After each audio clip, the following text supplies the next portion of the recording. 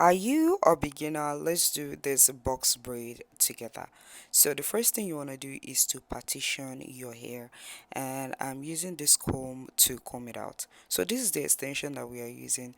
Make sure that the extension is the same size as the hair that you partitioned. Is very important. So the first thing I usually do is to get a 1/4 of the hair, divide it into two. You can see that that part is bigger than the other part. The idea is we want to make sure that this braids or this extension is equal. The three sizes are equal. So what am I going to be doing? The first thing is to start the knot. So that is how to start the knot of your box braid.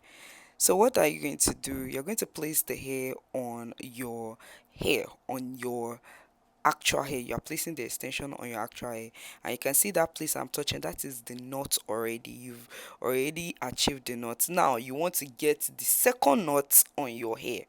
So now I'm using my index finger to cross underneath to the left, and then I'm using my index finger to also cross underneath to the right.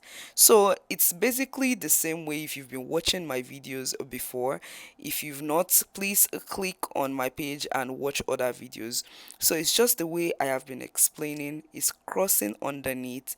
But the only difference when it comes to box braid is right now you are adding extension, and then your pinky finger and your engagement finger is basically supporting. Right now they are only supporting the hair so that you get a good grip on the hair. That is what that is doing. I hope I've been able to explain it the way you guys want it. My name remains Imoliayo, also known as OJ, but call me OJ Tutu. I'll see you